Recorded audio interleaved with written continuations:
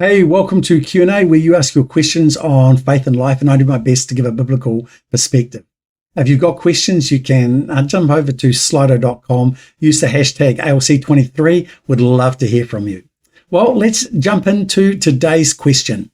Is speaking in tongues described in Acts chapter 2, verses 1 to 13, and 1 Corinthians 14, verse 2, two different kinds of speaking in tongues, or is it both the same?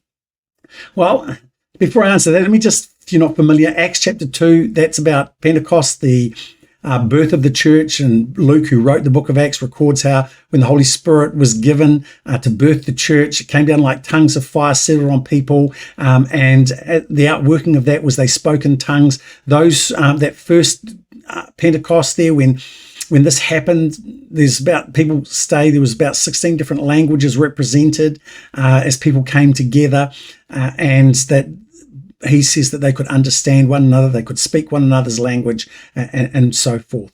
And that's what happened there. And in 1 Corinthians 14, Paul is talking about a spiritual language, a prayer language that edifies ourselves, that allows us to communicate in prayer with God in ways that our own human language struggles at times. And the question is, are these different tongues, or are they both the same? I want to say the short answer is the yes and no. Yes, in that they are different tongues in terms of the way that it was being expressed at Pentecost and the way that it was Paul is describing it. Luke says that they could understand one another. It was a known language that they could now speak without benefit of training and learning and all those things. And it was a known language that they could understand. And as a consequence, they could talk together. Whereas in the church in Corinth, Paul is referring to a spiritual language.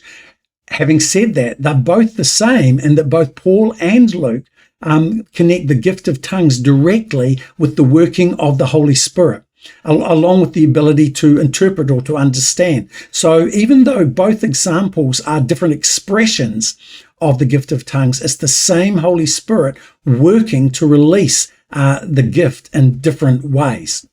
And we even see that just on from Pentecost in the book of Acts, as the church is really in its formational stage.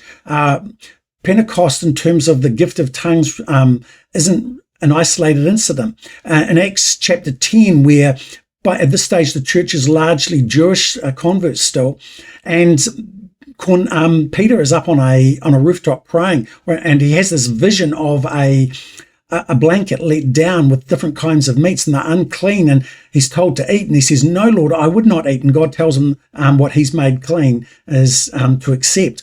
And he wakes up from this vision, and then what happens is he goes downstairs to some people knocking at the door, and a Gentile Roman officer has sent his servants along to ask Peter whether he would come and basically share the gospel with him and speak to him.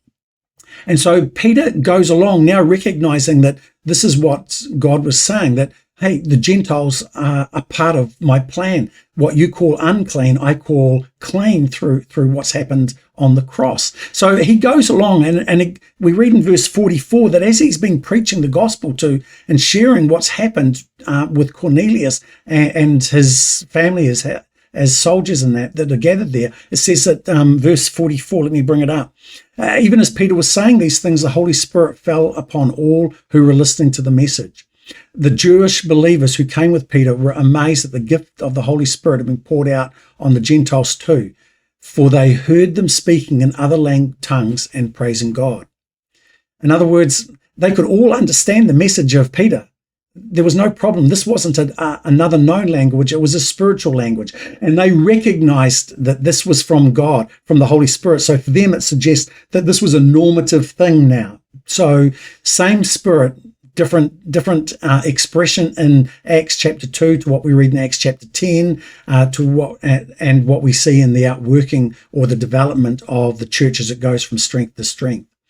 Which is probably why both Peter and Luke primarily use the same word to describe tongues. They both use other words, but the main word they use to describe tongues in Acts chapter 2, for example, and in 1 Corinthians 12 and 14, they're both using the same word because I think they both understand same gift, same Holy Spirit, same tongue. It's just being expressed in different ways.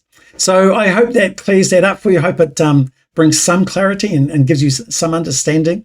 Hey, I'd love to hear your thoughts. Why not post them in the comments below? But that's it for now. Until next time, God bless.